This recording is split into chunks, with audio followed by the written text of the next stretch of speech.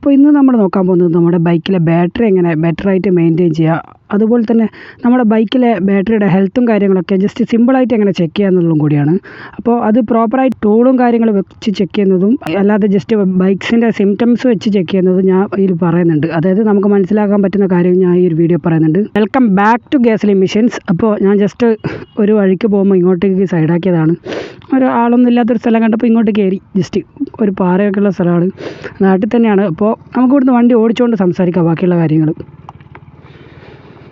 Yes, നല്ല ചൂടും കാര്യമൊക്കെ ഉണ്ട്, നട്ടപ്പൊരി വെയിലാണ്. അപ്പോൾ നമുക്ക് നേരെ റോട്ടിലേക്ക് കയറാം. ഫസ്റ്റ് കുറേ കുപ്പിയും കാര്യമൊക്കെ ഉണ്ട്, ടയർ പേച്ചാവോ ആവോ.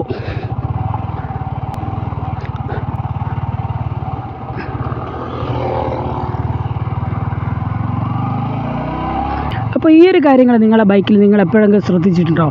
നിങ്ങൾ ബൈക്ക് സ്റ്റാർട്ട് ചെയ്യാൻ നോക്കുമ്പോൾ നിങ്ങളുടെ മീറ്റർ ജസ്റ്റ് ഒന്ന് ബ്ലിങ്ക് ചെയ്യുക. അതുപോലെ തന്നെ നിങ്ങൾക്ക് ഫസ്റ്റ് സ്റ്റാർട്ടിങ് കിട്ടും, പിന്നെ രണ്ടാമത് സ്റ്റാർട്ട് ചെയ്യാൻ നോക്കുമ്പോൾ നിങ്ങളുടെ ബൈക്ക് സ്റ്റാർട്ടാകാതെ വരിക, പിന്നെ ഉന്തിയും തള്ളി സ്റ്റാർട്ടാക്കേണ്ടി വരിക, അതേപോലെ തന്നെ കിക്കറടിച്ച് സ്റ്റാർട്ട് ചെയ്യേണ്ടി വരിക.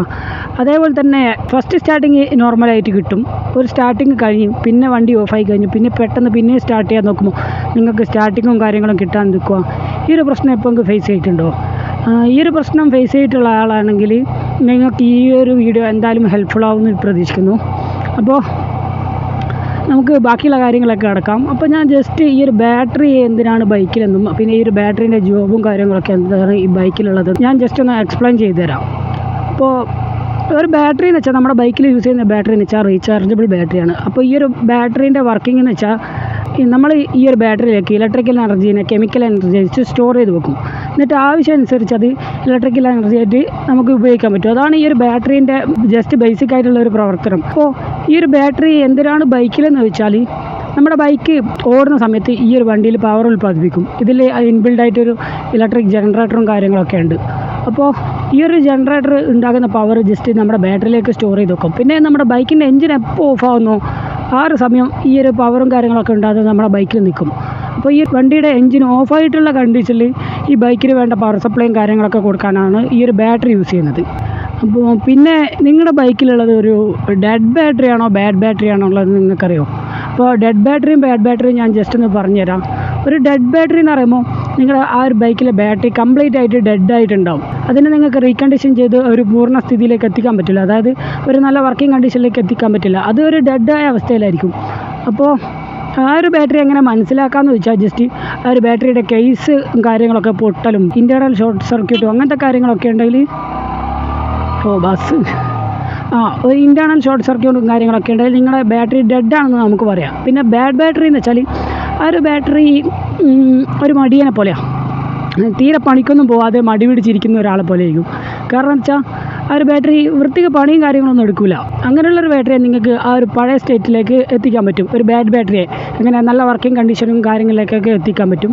അപ്പോൾ നമുക്ക് ഇതിനു മുന്നേ ഞാൻ പറഞ്ഞ കുറച്ച് സിംറ്റംസിൽ വണ്ടിയിൽ കാണിക്കുന്നത് മീറ്റർ ബ്ലിങ്ക് ചെയ്യുക, അതേപോലെ തന്നെ സ്റ്റാർട്ട് കിട്ടാണ്ട് വെക്കുക, ഈ ഒരു കാര്യങ്ങളൊക്കെ എങ്ങനെ വരുന്നു എന്ന് ഞാൻ ജസ്റ്റ് അത് പറഞ്ഞുതരാം.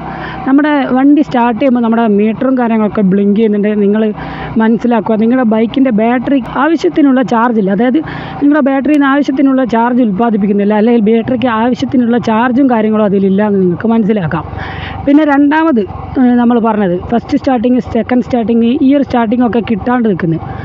ഫസ്റ്റ് സ്റ്റാർട്ടിങ് കിട്ടിയിട്ട് പിന്നെയും സ്റ്റാർട്ടാകാതെ നിൽക്കുന്നുണ്ടെങ്കിൽ നിങ്ങളുടെ ബാറ്ററിയുടെ കപ്പാസിറ്റി കുറഞ്ഞിട്ടുണ്ടാവും, അതായത് ആ ഒരു പവർ ഉൽപ്പാദിപ്പിക്കുന്ന കപ്പാസിറ്റി കുറഞ്ഞിട്ടുണ്ടാവും. അപ്പോൾ ആ ഒരു കപ്പാസിറ്റി കുറഞ്ഞതുകൊണ്ടാണ് ആ ഒരു സ്റ്റാർട്ടിങ്ങും കാര്യങ്ങളൊക്കെ കിട്ടാണ്ട് നിൽക്കുന്നത്.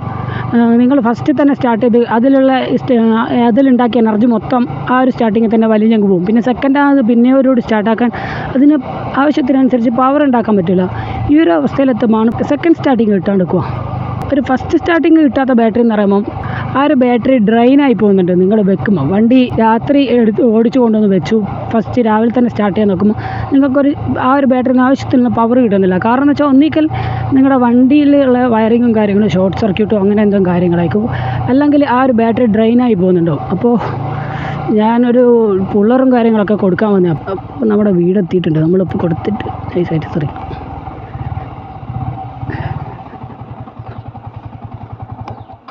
soon after. ഫസ്റ്റ് സ്റ്റാർട്ടിങ് കിട്ടാണ്ട് നിൽക്കുന്നത്, നമ്മൾ വണ്ടി എടുത്ത് ഫസ്റ്റ് സ്റ്റാർട്ടിങ് മാത്രം കിട്ടില്ല, സെക്കൻഡ് സ്റ്റാർട്ടൊക്കെ പ്രോപ്പറായിട്ട് നടക്കും. ഈ ഒരു കാര്യം സംഭവിക്കുന്നതെന്ന് വെച്ചാൽ നമ്മുടെ ബൈക്കിൽ വയറിങ്ങിൽ ഷോർട്ട് സർക്യൂട്ടും കാര്യങ്ങൾ, അല്ല ബാറ്ററിക്കുള്ളിൽ ഷോർട്ട് സർക്യൂട്ടും കാര്യങ്ങൾ, ഈ ഒരു കാര്യങ്ങളൊക്കെ ഉണ്ട് നമ്മുടെ ഫസ്റ്റ് സ്റ്റാർട്ടിങ് കിട്ടാണ്ടിരിക്കും. അതായത് കുറേ സമയം വെച്ച് നമ്മുടെ ബാറ്ററിയിലെ ചാർജ് മൊത്തം ഇറങ്ങിപ്പോയിട്ടുണ്ടാവും. ആ ഒരു സമയം നമുക്ക് ചാർജും കിട്ടില്ല. പിന്നെ നമ്മൾ ബൈക്ക് എങ്ങനെയെങ്കിലും ഉന്തിത്തള്ളി സ്റ്റാർട്ടാക്കി എടുത്താൽ നമ്മുടെ ബൈക്കിലെ ബാറ്ററിയിലേക്ക് ചാർജ് കയറി തുടങ്ങും. അപ്പോൾ ആ ഒരു ഉള്ള ചാർജിനെ കൊണ്ട് പിന്നെ നമുക്ക് ബാക്കിയുള്ള സമയമൊക്കെ സ്റ്റാർട്ടിങ് കിട്ടും. അതേപോലെ തന്നെ പിന്നെയും കുറേ സമയം വണ്ടി യൂസ് ചെയ്ത് വെച്ചാൽ ആ ഒരു വണ്ടിയിൽ നിന്ന്, അല്ലെങ്കിൽ ആ ഒരു വണ്ടിയുടെ ബാറ്ററിയിൽ നിന്ന് ചാർജും കാര്യങ്ങളൊക്കെ ഇറങ്ങിപ്പോകുന്നതുകൊണ്ടാണ് അങ്ങനെ സംഭവിക്കുന്നത്. അതേപോലെ തന്നെ നിങ്ങളുടെ ബൈക്കിൻ്റെ ബാറ്ററി നിങ്ങൾ പുറമെ കടയിൽ കൊടുത്ത് ചാർജ് ചെയ്തിട്ടു, എന്നിട്ടും ആ ഒരു ബൈക്കിൻ്റെ ബാറ്ററിയിൽ നിന്ന് ചാർജും കാര്യങ്ങളും ഇറങ്ങിപ്പോകുന്നുണ്ട് നിങ്ങൾക്ക് മനസ്സിലാക്കാം. നിങ്ങളുടെ ബൈക്കിൻ്റെ വയറിങ്ങിലും കാര്യങ്ങളും നേരത്തെ പറഞ്ഞ പോലെ കുഴപ്പമുണ്ട്, അല്ലെങ്കിൽ ബാറ്ററിയിലും കാര്യങ്ങളും കുഴപ്പമുണ്ട്. അപ്പോൾ ഈ ഒരു ബാറ്ററിക്കാണോ വയറിങ്ങിനാണോ കുഴപ്പമെന്ന് മനസ്സിലാക്കാം. നിങ്ങൾ ഈ ഒരു ബാറ്ററി ചാർജ് ചെയ്ത് ഇടുന്ന സമയം തന്നെ നിങ്ങളുടെ ബൈക്ക് ചാർജ് ഇറങ്ങി പോകുന്നുണ്ട്, നിങ്ങൾ ഒന്നുകൂടി ചാർജ് ചെയ്തിട്ട് ആ ബാറ്ററി വെറുതെ വെക്കുക.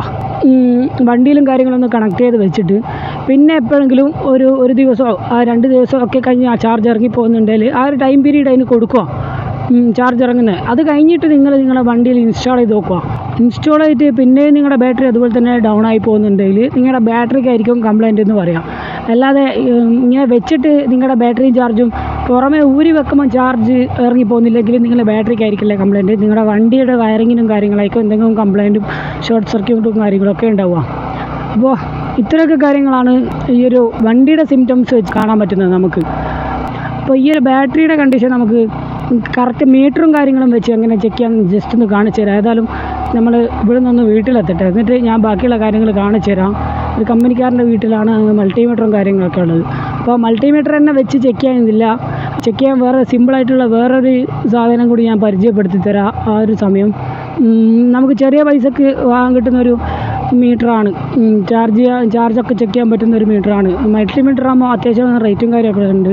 ഈ ഒരു ബാറ്ററി മാത്രം ചെക്ക് ചെയ്യാനായിട്ട് നമ്മൾ മൾട്ടിമീറ്റർ എടുക്കുന്നത് ഒരു നഷ്ടമായിട്ടുള്ള കാര്യമായിരിക്കും. അതുകൊണ്ട് ഞാൻ ജസ്റ്റ് ചെറിയ പൈസക്ക് കിട്ടുന്ന വോൾട്ടിമീറ്ററും കാര്യങ്ങളും കാണിച്ചു തരാം. അപ്പോൾ നമുക്ക് ഏതായാലും വീട്ടിലെത്തിയിട്ട് ബാക്കിയുള്ള കാര്യങ്ങൾ കാണിച്ചു തരാം, എങ്ങനെ പ്രോപ്പറായിട്ട് നമ്മുടെ ബാറ്ററിയിൽ ചാർജ് കയറുന്നുണ്ടോ, അതുപോലെ തന്നെ ബാറ്ററിയുടെ ബാക്കിയുള്ള കണ്ടീഷനും കാര്യങ്ങളൊക്കെ എങ്ങനെയാണുള്ളതെന്നും, പിന്നെ ബാറ്ററി ബാക്കി ബെറ്ററായിട്ട് ഒരു പുതിയ ബാറ്ററി ഇട്ടാൽ എങ്ങനെ ആ ഒരു ബാറ്ററിയെ നോക്കാമെന്നുള്ള കാര്യങ്ങളൊക്കെ ആ ഒരു സമയം ഞാൻ പറഞ്ഞുതരാം എന്തായാലും. അപ്പോൾ നമുക്ക് നേരെ അങ്ങോട്ടേക്ക് പോവാം. അപ്പോൾ നമുക്ക് ജസ്റ്റ് ഈ ഒരു മൾട്ടിമീറ്റർ വെച്ചിട്ട് എങ്ങനെ ബാറ്ററിയുടെ ഹെൽത്തും കാര്യങ്ങളൊക്കെ എങ്ങനെ ചെക്ക് ചെയ്യാൻ നോക്കാം. അപ്പോൾ നമ്മൾ ഫസ്റ്റ് തന്നെ ഇത് DC 20 വോൾട്ടിലേക്ക് നമ്മൾ ഇടുക. അപ്പോൾ ഈ ഒരു ഏറോ മാർക്ക് കറക്റ്റ് 20 വരുന്ന രീതിയിൽ ഇടണം.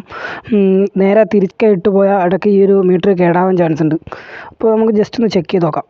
നമ്മുടെ R15 E3യുടെ ബാറ്ററി ഈ ഒരു ഭാഗത്തായിട്ടാണ് വരുന്നത്, അതായത് റൈഡർ സീറ്റിൻ്റെ നേരെ അടിയിലായിട്ടാണ് വരുന്നത്. അപ്പോൾ ഇത് ഇങ്ങനെ ജസ്റ്റ് ഊരിയെടുക്കാൻ പറ്റില്ല, ഇത് കട്ടായി പോയിട്ടുണ്ട് ഈ റബ്ബർ, അതുകൊണ്ടാണ് ഇങ്ങനെ ഊരിയെടുക്കാൻ പറ്റിയത്. അല്ല ഇത് മൊത്തമായിട്ട് ബാക്കോട്ട് വെച്ചിട്ട് നമുക്ക് ചെക്ക് ചെയ്യുന്നതാണ്. അപ്പോൾ ഈ പോസിറ്റീവ് ടെർമിനലിൽ നമ്മൾ ഡയറക്റ്റ് പോസിറ്റീവ് കണക്ട് ചെയ്യുക, അതേപോലെ തന്നെ നെഗറ്റീവ് കണക്ട് ചെയ്താൽ നമുക്ക് വോൾട്ട് കാണും. ഇപ്പോൾ 13.16-17 വോൾട്ടാണ് കാണിക്കുന്നത്. അപ്പോൾ ഈ ഒരു വോൾട്ടൊക്കെ ഒരു ബാറ്ററിക്ക് നോർമലായിട്ട് ഉണ്ടാകുന്നതാണ്. അപ്പോൾ ഞാൻ ജസ്റ്റ് ഇതിൻ്റെ ഒരു ചാർട്ട് എവിടെയും കൊടുക്കുക, അത് നോക്കിയിട്ട് നിങ്ങൾ ചെക്ക് ചെയ്താൽ മതി. അതിൽ കറക്റ്റ് എത്രത്തോളം വോൾട്ട് ഉണ്ടെങ്കിലേ നിങ്ങളുടെ ബാറ്ററിയുടെ ചാർജിങ് പെർസെൻറ്റേജും കാര്യങ്ങളൊക്കെ നിങ്ങൾക്ക് മനസ്സിലാക്കാൻ പറ്റും.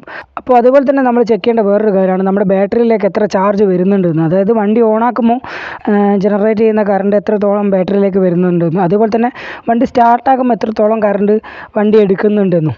അപ്പോൾ ജസ്റ്റ് നമുക്ക് ചെക്ക് ചെയ്ത് നോക്കാം. നമ്മൾ ഈ ഒരു വയർ ഇവിടെ കണക്ട് ചെയ്തിട്ട് ജസ്റ്റ് സെൽഫ് അടിച്ച് ഓണാക്കുക. അപ്പോൾ 11 ആണ് പോയത്. അപ്പോൾ ഇപ്പോൾ സ്റ്റാർട്ട് ചെയ്ത പോലെ സ്റ്റാർട്ട് ചെയ്യുമ്പോൾ 10ൻ്റെ താഴോട്ട് ബാറ്ററി ചാർജ് പോകുന്നുണ്ടെങ്കിൽ നിങ്ങളുടെ ബാറ്ററിക്ക് ഒരു ചാർജിങ് ആവശ്യമായിട്ടുണ്ടെന്ന് നിങ്ങൾക്ക് മനസ്സിലാക്കാം. അങ്ങനെ വരുന്നുണ്ടെങ്കിൽ ജസ്റ്റ് ഒരു നല്ല ബാറ്ററി പീടിക കൊടുത്തിട്ട് ബാറ്ററി ഒന്ന് ചാർജ് ആക്കി ഇട്ടിട്ട് പിന്നെ ഒന്ന് ടെസ്റ്റ് ചെയ്ത് നോക്കുക. പിന്നെ അതുപോലെ ഡൗൺ ആകുന്നുണ്ടെങ്കിൽ നിങ്ങളുടെ ബാറ്ററി ഡാമേജ് ആയിട്ടുണ്ടെന്ന് മനസ്സിലാക്കാം. പിന്നെ ഈ ഒരു ബാറ്ററി വെച്ച് ഫുൾ ടൈം വണ്ടി ഓടിയാൽ നിങ്ങളുടെ സ്റ്റാർട്ടിംഗ് മോട്ടറിനും അതുപോലെ തന്നെ ECUവിനും കാര്യങ്ങളൊക്കെ പണി വരാൻ ചാൻസ് ഉണ്ട്. അപ്പോൾ ഇങ്ങനൊരു സിംറ്റംസ് ബാറ്ററി കാണിക്കുന്നുണ്ട്, നിങ്ങൾ ജസ്റ്റ് ബാറ്ററി റീപ്ലേസ് ചെയ്യുക. അതേപോലെ തന്നെ നമ്മുടെ ബാറ്ററിയിലേക്ക് എത്ര ചാർജ് കയറുന്നുണ്ട് എന്ന് ഇനി നോക്കാം. അപ്പോൾ ഫസ്റ്റ് തന്നെ നമ്മൾ വണ്ടി സ്റ്റാർട്ട് ചെയ്ത് വെക്കുന്നുണ്ട്, എന്നിട്ട് പോസിറ്റീവും നെഗറ്റീവും കറക്റ്റ് കൊടുക്കുക. യെസ്. അപ്പോൾ 14.22 കാണിക്കുന്നത്. നമ്മൾ ജസ്റ്റ് ഒന്ന് റൈസ് ചെയ്ത് നോക്കുക. 14.47.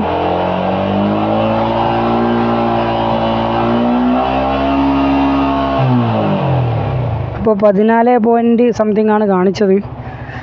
ഇപ്പോൾ കാണിച്ചത് 14 പോയിൻറ്റ് സംതിങ് ആണ്. 15ൻ്റെ മുകളിലോട്ട് പോയാൽ നമ്മുടെ 6 യൂണിറ്റ് പോയി എന്ന് മനസ്സിലാക്കുക. അതായത് നമ്മുടെ AC കറണ്ടാണ് നമ്മുടെ വണ്ടി പ്രൊഡ്യൂസ് ചെയ്യുക. അത് DC ആക്കിയിട്ട് ബാറ്ററി ചാർജിങ്ങിന് ആവശ്യമായ കറണ്ട് കൊടുക്കുന്ന ഒരു യൂണിറ്റാണ് 6 യൂണിറ്റ്. ആ ഒരു യൂണിറ്റ് പോയിട്ടുണ്ടെന്ന് മനസ്സിലാക്കുക.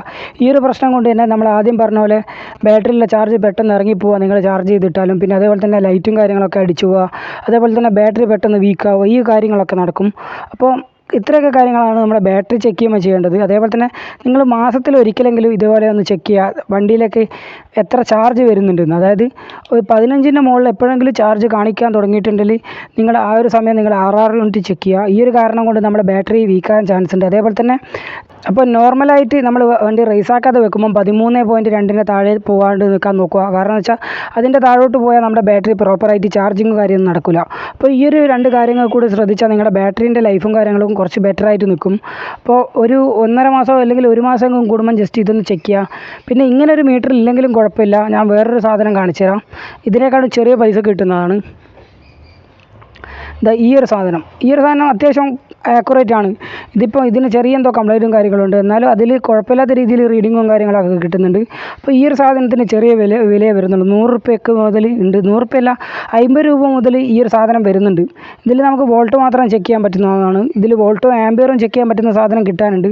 അപ്പോൾ ഇത് വെച്ച് ഞാൻ ജസ്റ്റ് ഒന്ന് ചെക്ക് ചെയ്യുന്നത് കാണിച്ചു തരാം. ഈ ബ്ലാക്കും റെഡും വരുന്നത് നമ്മുടെ മൈനസ് ലൈനും, പിന്നെ ഈ റെഡ് മാത്രം വരുന്നത് പോസിറ്റീവാണ്. അപ്പോൾ ജസ്റ്റ് പോസിറ്റീവും നെഗറ്റീവും ഇതിന്മേൽ കൊടുക്കുക. യെസ്, 12.9 ഈ ഒരു വാല്യൂവിലാണ് ഇപ്പോൾ കാണിക്കുന്നത്. ഇതിൽ അത്യാവശ്യം ആക്യുറേറ്റ് ആയിട്ടുള്ള വോൾട്ടേജും കാര്യങ്ങളൊക്കെ ആയിരിക്കും കാണിക്കുക. അപ്പോൾ ഇത് നല്ലൊരു സാധനമാണ്. ജസ്റ്റ് ഇതൊന്ന് മേടിച്ച് വെച്ചാൽ നിങ്ങൾക്ക് മാസത്തിൽ നിങ്ങൾക്ക് സമയം പോലെ നിങ്ങളുടെ ബാറ്ററീൻ്റെ ലൈഫും കാര്യങ്ങളൊക്കെ ചെക്ക് ചെയ്യാം. അപ്പോൾ ജസ്റ്റ് ഈ ഒരു NSൻ്റെ വ്യത്യാസം കാണിച്ചു തരാം. ഈ ഒരു ബാറ്ററി കുറച്ച് ബാഡായിട്ടുള്ള കണ്ടീഷനിലാണുള്ളത്. അപ്പോൾ നമ്മൾ ചാവി ഓണാക്കുമ്പോൾ തന്നെ 12.8 താഴോട്ട് പോകുന്നതാണ്. 3, 4 ആ ഒരു റേഞ്ചിലേക്ക് എത്തുന്നുണ്ട്. അപ്പോൾ നമുക്ക് ജസ്റ്റ് ഒന്ന് സെൽഫ് അടിച്ച് നോക്കാം. യെസ്, സെൽഫ് അടിക്കുമ്പം 11ലേക്കൊക്കെ പോകുന്നുണ്ട്. ആ ഒരു റിലേ ഓപ്പറേറ്റ് ചെയ്യേണ്ട ഒരു വോൾട്ടേജ് പോലും കിട്ടുന്നില്ല എന്ന് തോന്നുന്നു. യെസ്, ഇല്ലടാ, റിലേ അടിയുന്നില്ല. ഒരു ബാറ്ററി നേരത്തെ ചാർജായി. ജസ്റ്റ് ഒന്ന് ഓടി വന്ന് ചാർജ് ആക്കിയാൽ പിന്നെയും കിട്ടും. അതേപോലെ തന്നെ കുറച്ചൊന്ന് നിർത്തിയിട്ടാൽ പിന്നെയും ഡൗൺ ആയി പോകുന്നുണ്ട്.